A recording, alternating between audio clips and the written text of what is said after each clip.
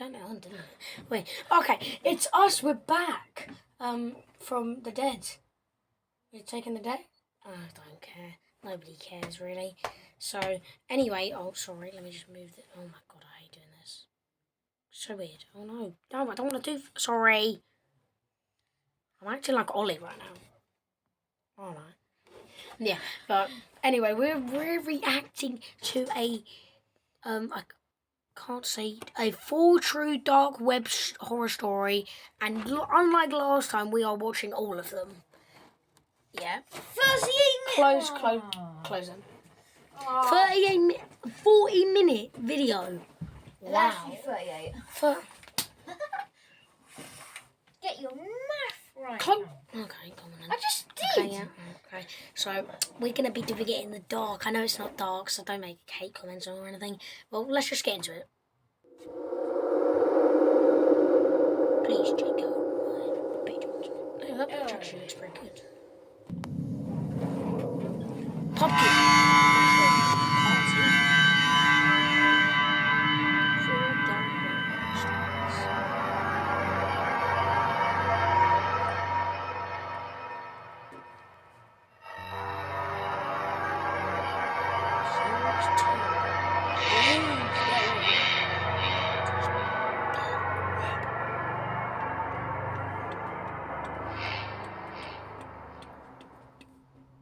This story happened to me on a Thursday night, when I was home alone in my apartment complex. I live with my roommate Josh, who was usually out with his girlfriend, so that gave me the luxury of having the place to myself. I was video chatting with 3 classmates of mine on Facebook Messenger. Their names were Eric, Craig, and Cindy. This was my first interaction with them as our professor selected us to be in a group project together. Throughout the night, we brainstormed ideas while getting more acquainted with one another.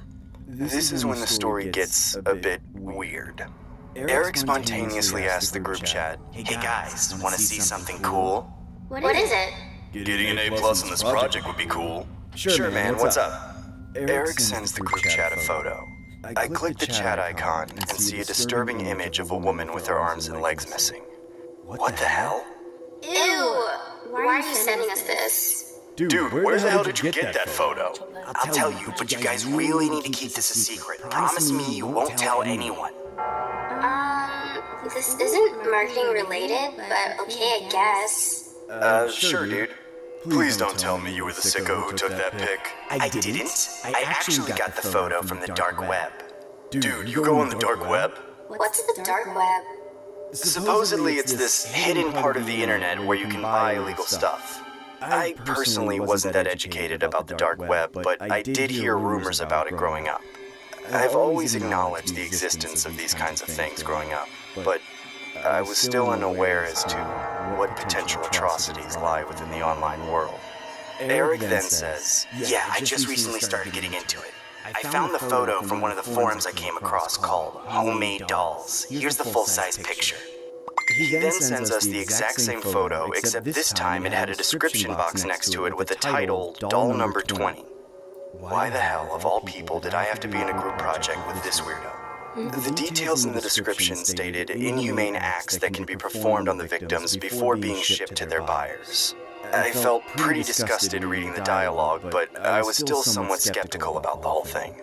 It was hard to deny its legitimacy, though. The authenticity of the image looked too real to be a hoax.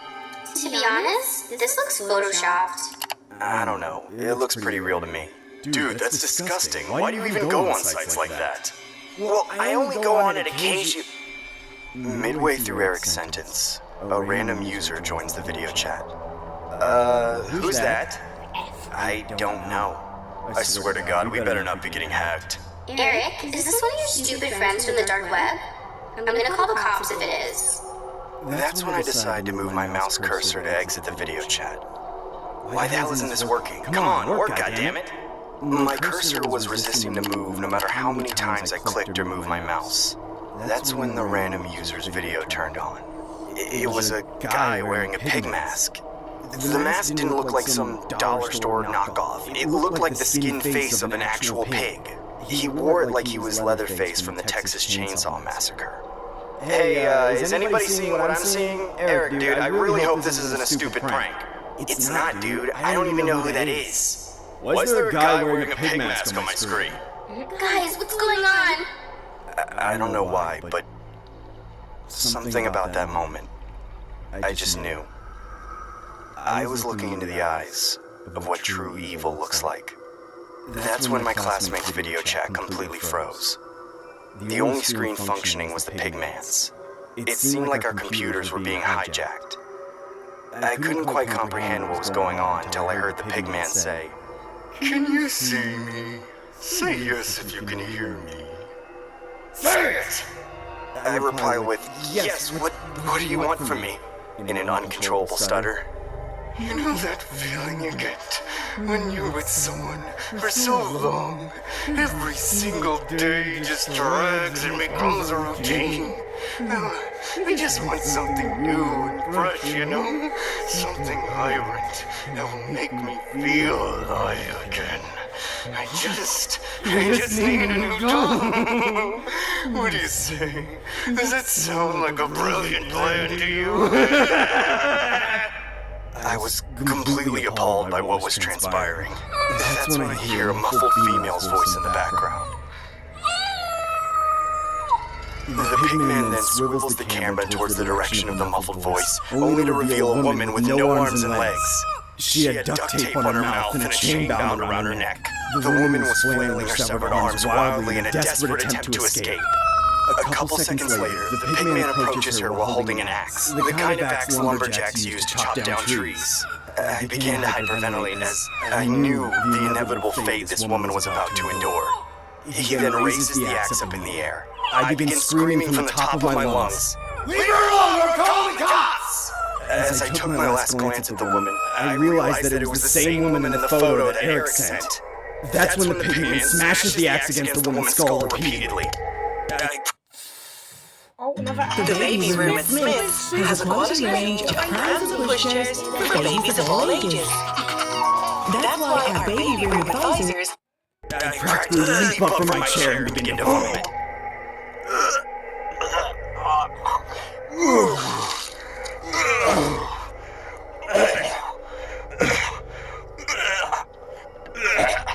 This sadistic display was unbearable. What the hell is going on? Someone tell me I'm dreaming. There's no way this is real. I look back on the screen, only to see nothing. Like the whole thing was just a bad dream, or a figment of my imagination. What the hell just happened? I know I'm not going crazy. I immediately messaged my classmates in the group chat saying, "Please tell me you guys saw all that. Did any of you see the pigman? We need to report him." Yeah, I briefly saw him, but then my video chat ended. Same here. That was weird as hell. Must have been a hacker. Thank God my screen went back to normal. Did you see anything, Terrence? I respond as nonchalantly as I can, saying, "Yeah, basically what you guys saw. I think it's best that we just put this behind us and move on from here, you know?" I didn't know if that was the right decision. I didn't want to further escalate the situation. Acknowledging the pigman's existence was one thing, but going into further detail about afterwards just felt unnecessary. This is the part where I wish the story ends. It's been a year since the incident. I ended up dropping out and taking the semester off due to the mental trauma I endured. I now work at a local retail store. I was coming home from work one day and I saw an envelope sitting in my mail slot. I open it and discover the most horrifying thing that sent shivers down my spine. It was a picture of my classmate Cindy, except she had no legs and no arms. The picture was titled Doll Number 21.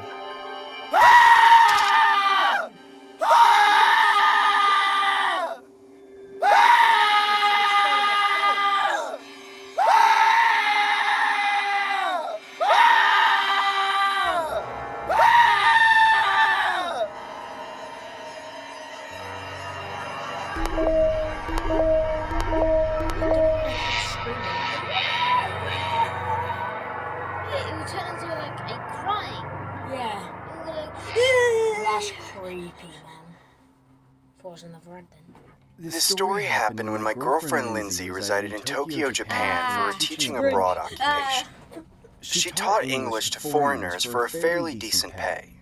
I personally wasn't too cultivated by the idea, as the thought of Lindsay being in a foreign country by herself really stressed me out. I can't wait for you to fly over. Yeah, me too, babe. Hey, can you please make sure your doors are locked? I already locked it, silly. Stop being so paranoid. I know I'm being paranoid. I just want you to be safe, okay? Don't worry, I am. Being away from Lindsay definitely took a toll on my health, as I would constantly get anxious from worrying about her safety. Knowing that I didn't have the capability of protecting her from any unlawful perpetrators always gave me extreme anxiety, which is why my doctor prescribed an inhaler for me to use every time I felt the symptoms get out of hand. I didn't do too well with long-distance relationships, but I really wanted to support Lindsay in her career endeavors. I'd fly over there on occasion, usually around the holidays when work wasn't so strenuous for the both of us. I remember spending the majority of my time watching the rather odd Japanese game shows while Lindsay and her roommate Saki would do after-hours work from home. Staying in Japan was quite the culture shock. I wasn't used to the Eastern lifestyle, but the longer I stayed there, the more accustomed I became. Or I should say, the more comfortable I felt with Lindsay's stay there. Being halfway across the world made me adjust my sleeping schedule, as I made it my duty to video chat Lindsay every day at exactly 3 a.m. in the morning. 3 a.m. over here was equivalent to 5 p.m. over there according to the time zone difference. I'd make it a routine to catch Lindsay after her work shift was done, even if that cost me a few hours of sleep. You guys doing anything for Halloween? Yup, Saki and I are probably going bar hopping. That sounds nice. I wish I could be there Babe, with... we'll talk later. Saki's calling me. Seeing that Lindsay had a roommate to acquaint herself with gave me a little peace of mind. A lot of my friends were well aware of how concerned I was about Lindsay's well-being. So much so that they would message me encouraging words to help cheer me up. But all of that changed one night, when I got a message from one of my close colleagues from school. I opened the message and read, "Hey Craig, I know you're concerned about Lindsay, so I thought you might want to check this link out." It was a link to a forum titled, "Is Teaching Abroad in Japan Safe?" I hesitantly clicked the link, only to see the forum containing a large thread of positive comments saying stuff like, "Teaching there was a great experience, highly recommended," or "Once you go Japan, you'll never need another plan," stuff like that. I then came across a user that posted a comment saying, "For those who are considering being a tutor in Japan, you might want to watch this first before you fully commit," with a link right next to it. I felt extremely skeptical clicking the link, but my curiosity was too overbearing to withstand my compulsion, so I clicked it. I then saw a low-grade video of a woman with her hands bound to the ceiling while being completely wrapped in duct tape. Great. And so I'm going to cut this out. She was also wearing a plain white mask over her face with the word dog written on it. I couldn't tell if this was a joke or some sort of sick snuff film until I saw a man approaching the woman holding a large machete. I could hear this poor lady screaming in agony as he began to shout, "What is your name?" Please, sir, please just let me go. Please just let me go. What is your name? My name is Kathy. Please don't hurt me. Wrong answer! Your name is Dog!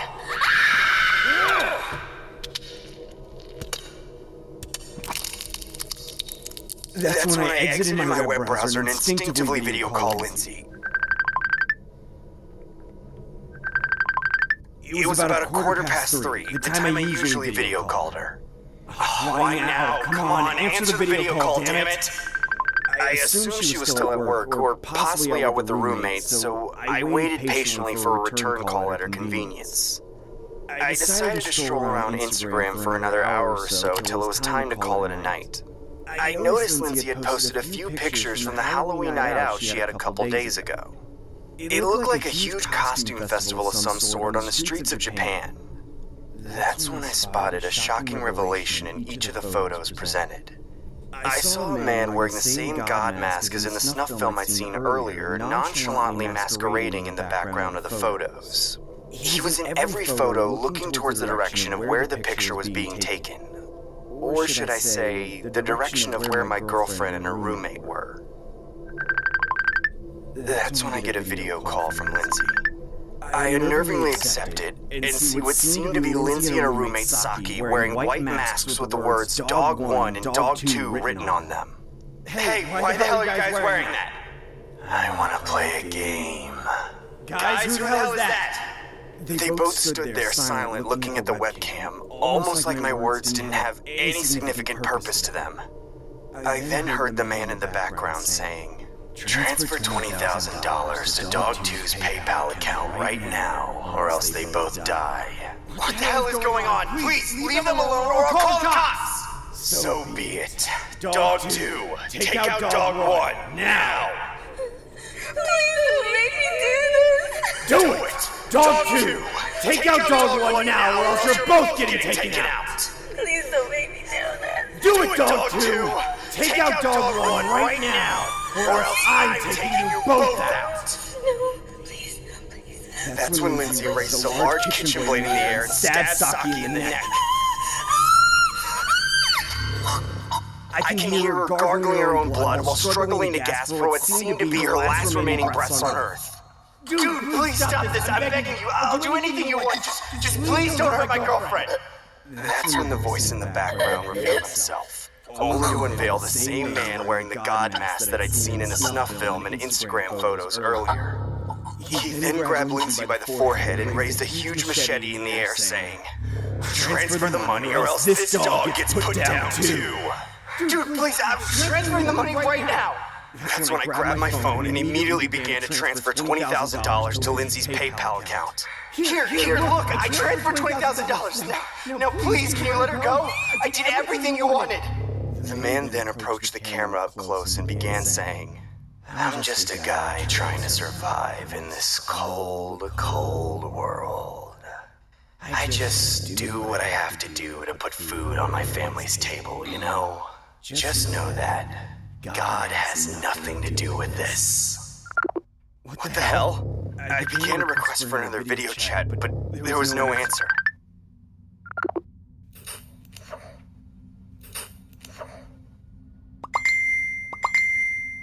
That's when I get 2 messages from Lindsay's account. I click the chat box and see an image of Lindsay's severed head on top of the computer desk. The other image was a mean face with the caption, "Gotcha."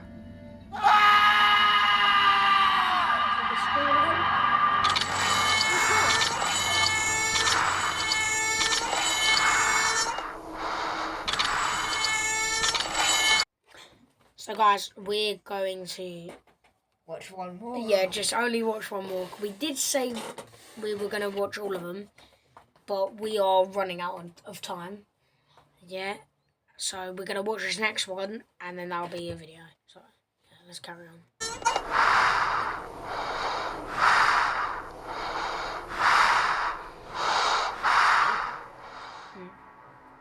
This is a story that took place back when I was living with my ex-girlfriend Jasmine. I had recently moved from my parents' house and into an apartment complex where it was surprisingly quieter compared to the suburban area I was used to. Jasmine and I were both college graduates who worked full-time in our respective fields of study. I was in the construction business as I was always a blue-collar kind of guy who enjoyed hands-on work revolving around the trades industry. Jasmine was a financial advisor, so she usually got to work from home while I had the usual 9-to-5 that I'd become accustomed to for the latter part of my life. On my off time, I would usually hang out with Jasmine at our local park, or simply kick back and binge watch several shows on Netflix till I had completely passed out. Going to our local park around the evening time became a daily occurrence of ours, as rowing back and forth on the swings was Jasmine's way of de-stressing just before the very next day at work. This became a daily routine of ours since moving into the new neighborhood, just so we could feel more comfortable within our new whereabouts. Well, at least with the exception of Saturday nights, when I usually video called 3 close friends of mine from where I originally resided. Their names were Joe, Max, and Steve.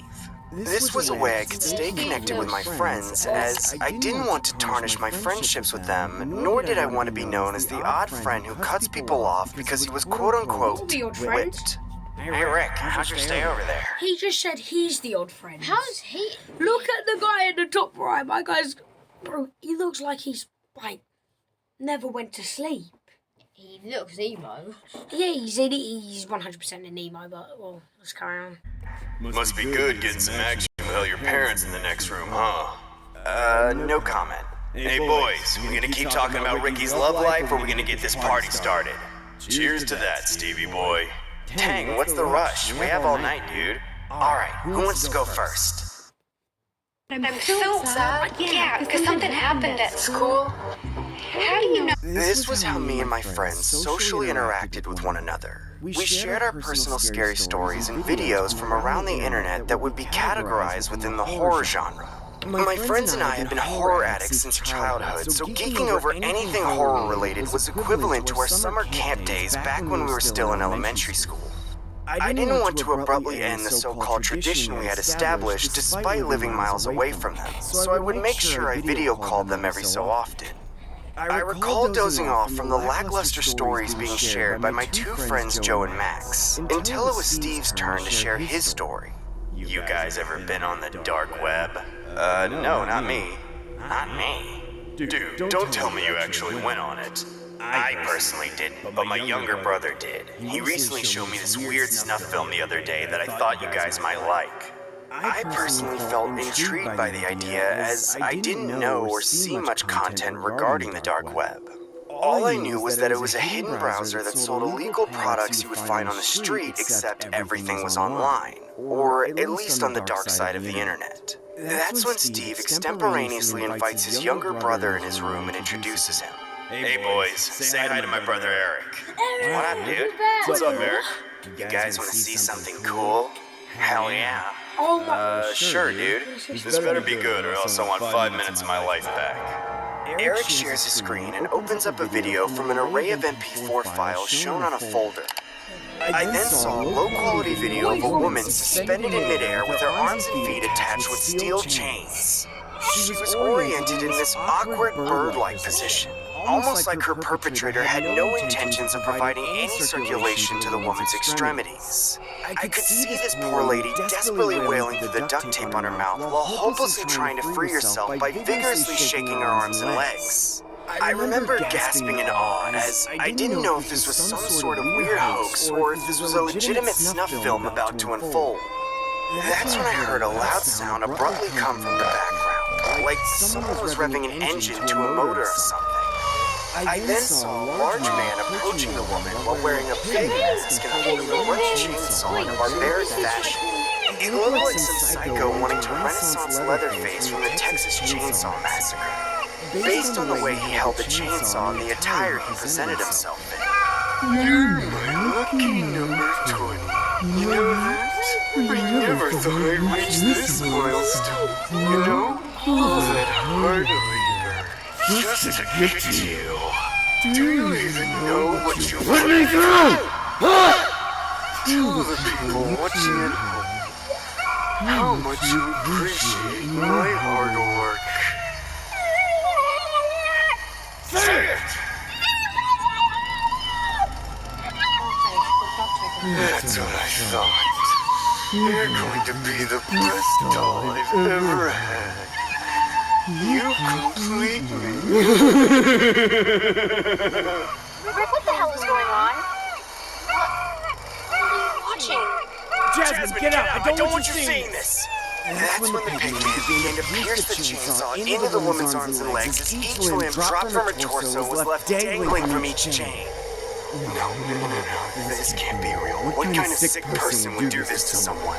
I remember feeling the sensation of a trickle of blood running down my nostrils as I see my friends visibly shaken up by the footage. The woman had all 4 of her limbs dissected by the chainsaw as she eventually collapsed on the floor and began having a seizure. I abruptly ended the video call. I couldn't watch that anymore. I decided to message my friends through a group chat saying that I was throwing in the towel and heading to bed. Trying to comprehend what had just occurred was almost impossible. I couldn't help but tremble in the same spot for about several minutes. I eventually end up crawling into bed and laying next to Jasmine while trying to force myself to sleep and not think about what transpired on that video chat.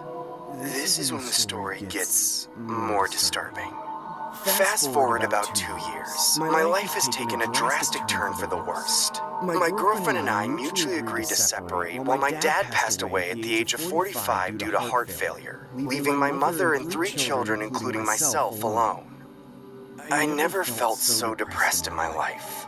I would sometimes spontaneously cry at work while trying to hide my emotions from the other employees.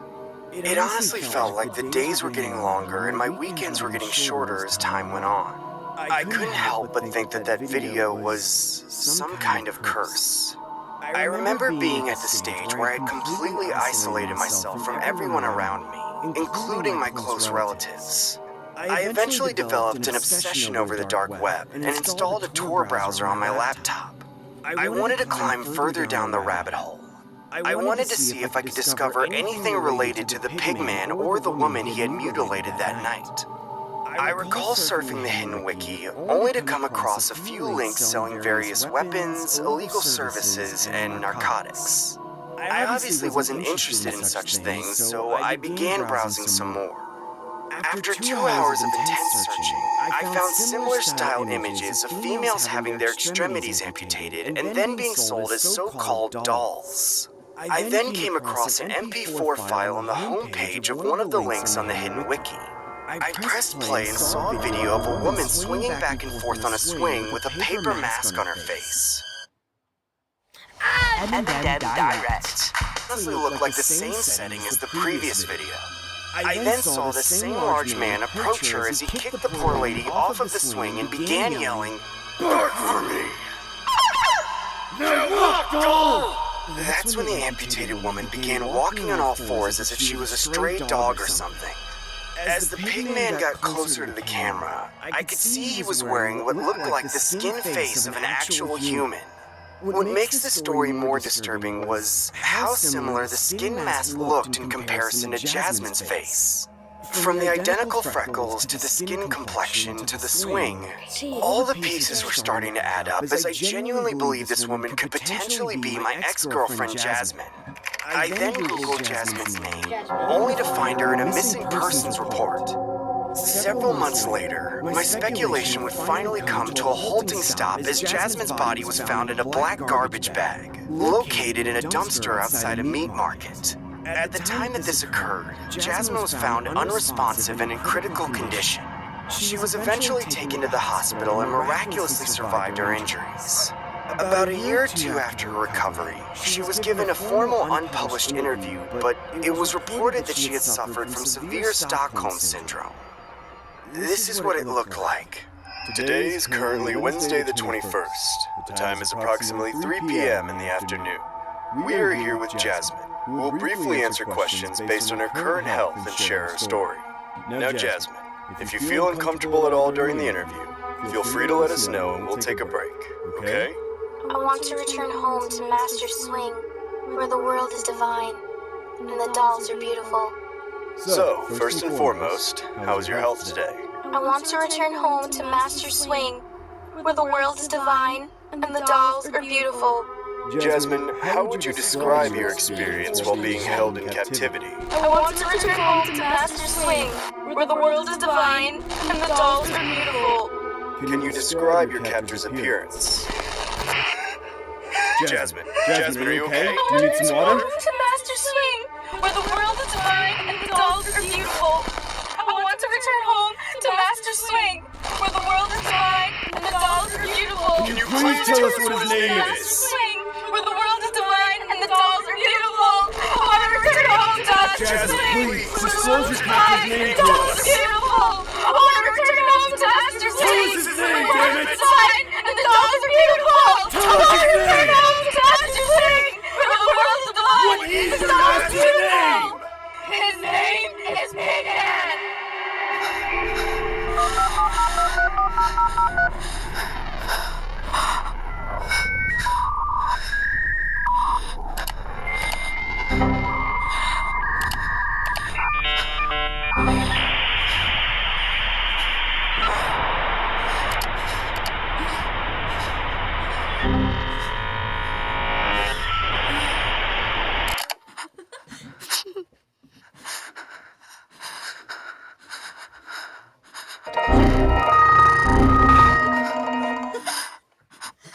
very scary.